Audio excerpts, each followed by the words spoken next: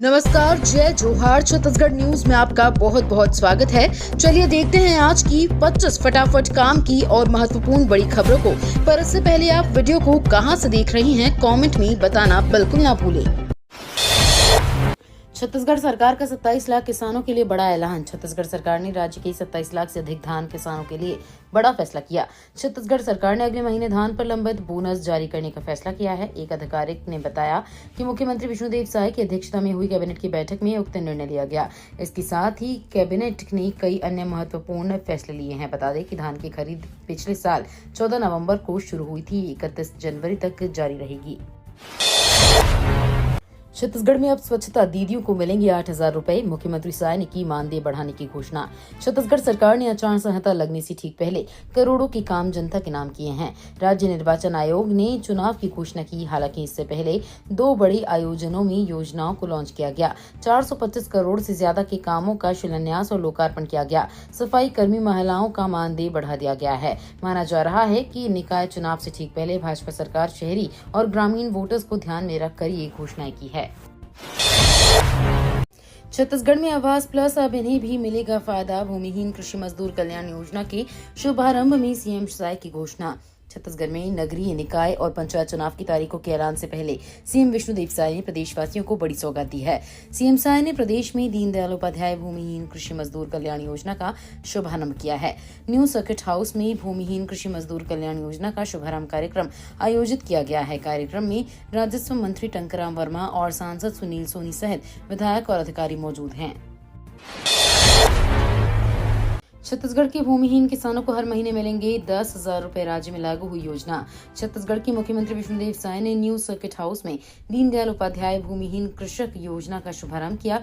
इस योजना के तहत सालाना 10,000 रुपए दिए जाएंगे। प्रदेश के 5,62,000 श्रमिकों के खातों में राशि पहुंचेगी।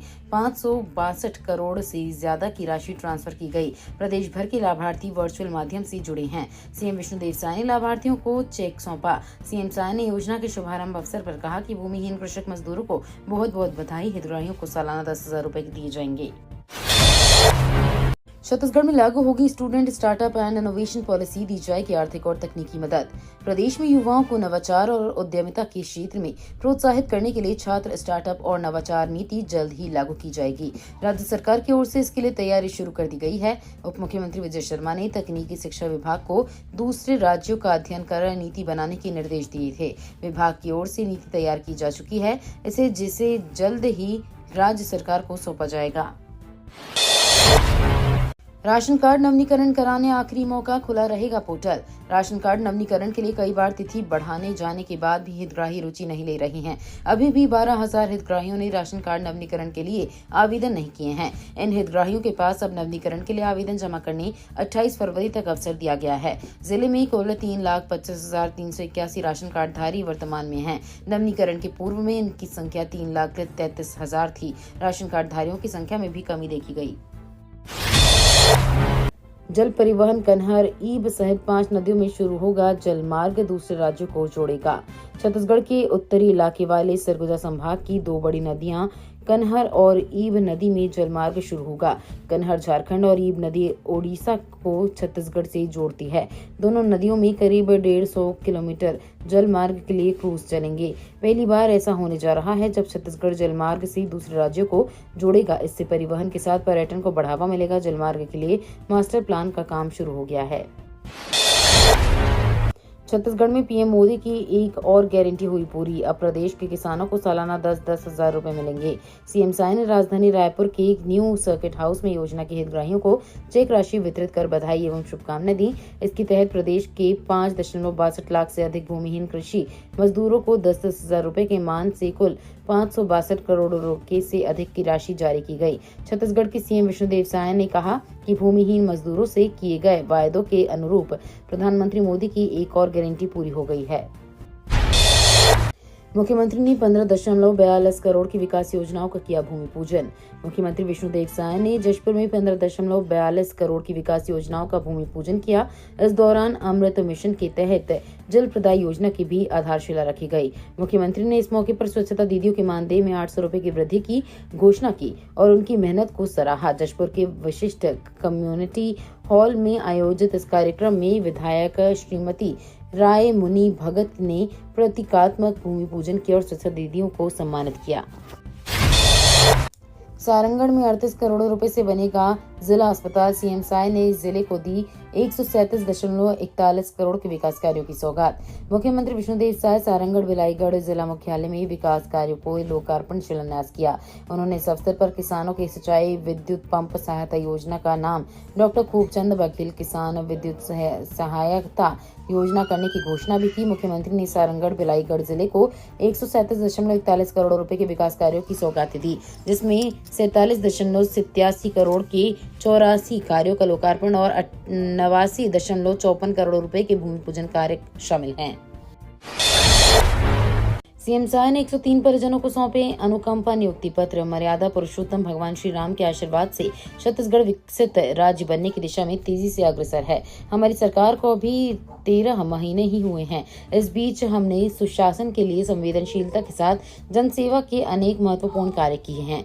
उन्होंने कहा कि सरकार गठन के साथ ही हम लोगों ने सभी वर्गों के विकास के साथ ही शहरी और ग्रामीण क्षेत्रों में लोगों के जीवन स्तर को बेहतर बनाने के लिए निरंतर प्रयास किया है। इससे शहरों और ग्रामीण क्षेत्रों में अधोसंरचना का विकास, स्वच्छता, स्वच्छ पेयजल और स्वास्थ्य सुविधाओं में वृद्धि हुई है। छत्तीसगढ़ में निकाय और पंचायत चुनाव की तारीखों का ऐलान। छत्तीसगढ़ में आचार संहिता लागू हो गई है। रायपुर में राज्य निर्वाचन आयोग के प्रमुख अजय सिंह ने प्रेस कॉन्फ्रेंस के जरिए नगरीय निकाय और त्रिस्तरीय पंचायत चुनाव की तारीखों का ऐलान किया। 1,02,158 पदों पर चुनाव होगा। नगरीय निकाय चुनाव एक चरण में होगा। इसी तरह ग्रामीण क्षेत्र में भी एक चरण में चुनाव होगा। शहरी क्षेत्रों में 10 नगर निगमों, 49 नगर पालिका, 114 नगर पंचायतों में चुनाव होगा। शहरी क्षेत्रों में ईवीएम से चुनाव होगा। पार्षदों और ग्रामीण इकाइयों के लिए खर्च की सीमा नहीं है। छत्तीसगढ़ बना पहला राज्य जहां लागू हुआ 1 स्टेट 1 इलेक्शन मॉडल। छत्तीसगढ़ ने 1 स्टेट 1 इलेक्शन मॉडल को अपनाने में देश का पहला राज्य बनकर एक नई मिसाल पेश की है। राज्य निर्वाचन आयोग ने नगरीय निकाय और पंचायत चुनाव की तारीखों का ऐलान करते हुए पहली बार दोनों चुनाव एक ही आचार संहिता के तहत कराने की घोषणा की है। यह ऐतिहासिक फैसला साय सरकार द्वारा गठित कमेटी की सिफारिशों के आधार पर लिया गया है। इस मॉडल को लागू करने की दिशा में पहला कदम तब बढ़ा जब 26 जुलाई 2024 को विधानसभा में बीजेपी विधायक राजेश मूणत ने इस विषय पर अशासकीय संकल्प पेश किया। छत्तीसगढ़ में महिला टीचर्स ने समायोजन की मांग को लेकर वित्त मंत्री के बंगला का किया घेराव। छत्तीसगढ़ में सहायक शिक्षकों का प्रदर्शन जारी है। नौकरी से निकलाने के बाद भी समायोजन की मांग को लेकर प्रदर्शन कर रही हैं। वहीं अब महिला टीचर्स हजारों की संख्या में सुबह समायोजन की मांग को लेकर वित्त मंत्री ओपी चौधरी का बंगला घेर लिया। इस दौरान उन्होंने जमकर समायोजन के नारे लगाए। बता दें कि विगत दिनों से बीएड सहायक शिक्षक राज्य सरकार से अपने समायोजन की मांग कर रहे हैं। नगरीय निकाय चुनाव 2025 जिले में लाइसेंसी हथियार धारकों के लाइसेंस निलंबित। छत्तीसगढ़ में नगरीय निकाय और त्रिस्तरीय पंचायत चुनाव की तारीखों का ऐलान होते ही आदर्श आचार संहिता लागू हो गई है। इसके साथ ही रायपुर कलेक्टर गौरव कुमार सिंह ने जिले में चुनाव प्रक्रिया के दौरान जनता की सुरक्षा और शांति बनाए रखने के उद्देश्य से सभी लाइसेंस धारकों से अपने अपने आग्नेय शस्त्र, फायरिंग करने वाले हथियार जैसे पिस्तौल, बंदूक और अपने नजदीक पुलिस थाने में जमा करने के आदेश जारी किए हैं। पुलिस विभाग में 50 अधिकारियों का तबादला। छत्तीसगढ़ पुलिस विभाग में बड़े तबादले की खबर सामने आई है, जहां 50 अधिकारियों को तबादला किया गया है। दूसरी तरफ विष्णुदेव साय सरकार ने प्रदेश के 27 लाख किसानों के लिए बड़ी तोहफे की घोषणा की है। अंबिकापुर में बड़े वन भूमि क्षेत्र को खाली कराने के लिए प्रशासन ने बड़ी कार्रवाई की है। सूरजपुर जिले में एक हाथी का शव संदिग्ध हालत में पड़ा हुआ मिला। बलौदाबाजार के बस अड्डा पर अब ट्रैफिक के जाम से मिलेगा निजात। छत्तीसगढ़ के बलौदाबाजार जिले की भाटापारा में अभी जहां बस स्टैंड संचालित हो रहा है, उससे कृषि मंडी की भूमि में है। यहां सब्जी बाजार भी लगता है और बस स्टैंड भी इसी में संचालित होता है। दूसरी ओर भाटापारा शहर में करोड़ों रुपए की लागत से बनाया गया बस स्टैंड तो है, लेकिन वहां से बसों का संचालन नहीं हो पा रहा है। कुछ समय पहले तक इस नए बस स्टैंड में सब्जी मंडी लगा करती थी। जब ये खाली हुई तो अब ये खंडहर में तब्दील हो चुका है। गरियाबंद में जवानों की नक्सलियों से मुठभेड़, 2 महिला नक्सली ढेर। छत्तीसगढ़ की गरियाबंद जिले में नक्सलियों और सुरक्षा बलों के जवानों के बीच एक बार फिर से मुठभेड़ हुई है। सुरक्षा बलों के साथ हुई मुठभेड़ में 2 महिला नक्सली ढेर हो गईं। इस मुठभेड़ में सीआरपीएफ की कमांडो बटालियन का एक जवान घायल हो गया। घायल जवान को इलाज के लिए अस्पताल में भर्ती किया गया। डॉक्टर के अनुसार जवान की स्थिति ठीक है, उसे मामूली चोट आई है। अप्रैल के पहले सप्ताह में छत्तीसगढ़ आएंगी राष्ट्रपति द्रौपदी मुर्मू। राष्ट्रपति द्रौपदी मुर्मू अप्रैल के पहले सप्ताह में छत्तीसगढ़ आएंगी। वे विधानसभा के प्रबोधन सत्र को संबोधित करेंगी। इस संबंध में छत्तीसगढ़ के विधानसभा अध्यक्ष डॉक्टर रमन सिंह ने अपने दिल्ली प्रवास के दौरान राष्ट्रपति से नई दिल्ली स्थित राष्ट्रपति भवन में मुलाकात की। उन्हें छत्तीसगढ़ आने के लिए न्योता दिया, जिसे राष्ट्रपति ने स्वीकार कर छत्तीसगढ़ आने के लिए अपनी स्वीकृति दे दी है। दिन में तेज धूप, सर्द हवाओं की वजह से रात में बढ़ी ठिठुरन। छत्तीसगढ़ के कोरबा जिले में मौसम का मिजाज बदलने लगा है। सर्द हवाएं चलने से न्यूनतम तापमान में गिरावट का दौर शुरू हो गया है। न्यूनतम पारा 10.5 डिग्री सेल्सियस दर्ज किया गया। सुबह तेज धूप निकलने से लोगों को ठंड से राहत है। सूर्य ढलने के साथ ही ठिठुरन बढ़ गई है। ग्रामीण व वनांचल क्षेत्र में कड़ाके की ठंड पड़ने लगी है।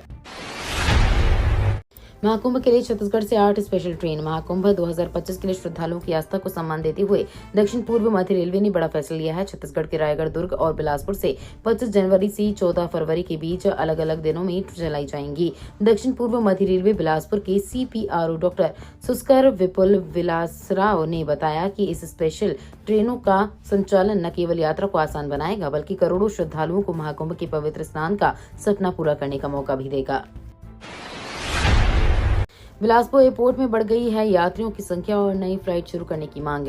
पिछले 3 माह में बिलासा एयरपोर्ट से 11,823 यात्री यात्रा कर चुके हैं। अक्टूबर में 3,885 नंबर में 3,642 व दिसंबर में 4,296 यात्रियों ने उड़ान भरी है।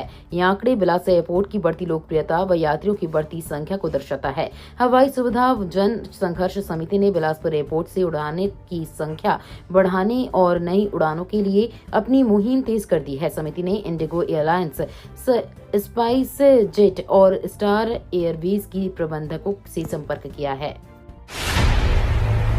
अवैध कब्जे पर चला बुलडोजर, प्रशासन ने तोड़े 40 मकान। छत्तीसगढ़ के अंबिकापुर में महामाया पहाड़ी की संरक्षित वन भूमि पर करीब 440 लोगों ने अवैध कब्जा कर मकान बना लिया है। प्रशासन की टीम ने करीब 40 घरों को तोड़ दिया। कब्जाधारियों ने ज्यादातर झारखंड के मुस्लिम समुदाय के लोग हैं। पहाड़ पर 500 से अधिक पुलिसकर्मी तैनात किए गए हैं। हालांकि हाईकोर्ट के रजिस्ट्रार दफ्तर से फोन किए जाने के बाद कार्रवाई रोक दी गई है। सुपारी के पौधों में होने वाली बीमारियों से निपटने के लिए केंद्र सरकार उठा सकती है ये बड़ा कदम। केंद्र सरकार सुपारी के पौधों में होने वाली बीमारियों से उत्पन्न होने वाली समस्याओं का अध्ययन करने वाली समिति की सिफारिशों के लागू करने के लिए आगामी बजट में 67 करोड़ रुपए निर्धारित कर सकती है। केंद्र ने कर्नाटक सरकार से इस मुद्दे से निपटने के लिए अपना हिस्सा निर्धारित करने को कहा है। केंद्रीय कृषि एवं किसान कल्याण मंत्री शिवराज सिंह चौहान ने कहा कि वे सुपारी के पौधों पर पीली पत्ती रोग और पत्ती धब्बा रोग जैसी बीमारियों के प्रभाव से अवगत हैं। महाकुंभ में पीएम नरेंद्र मोदी को मिलेगा रत्न सम्मान, सीएम योगी आदित्यनाथ भी होंगे सम्मानित। प्रयागराज में अखिल भारतीय दंडी स्वामी समाज और अखिल भारतीय सनातन धर्म संसद की ओर से 24 जनवरी को सनातन रत्न सम्मान दिया जाएगा। ये सम्मान उन लोगों को दिया जाएगा जिन लोगों ने कला, संस्कृति, परोपकार, हिंदुत्व, दर्शन, पर्यावरण, हरित क्रांति समेत अलग अलग विषयों में अलग काम किया है। 24 जनवरी को ये कार्यक्रम दोपहर 2 बजे से शुरू किया जाएगा। ये तो थी आज की बड़ी खबरें। अगर आपको न्यूज पसंद आई हो तो वीडियो को लाइक और शेयर करना बिल्कुल ना भूलें। धन्यवाद।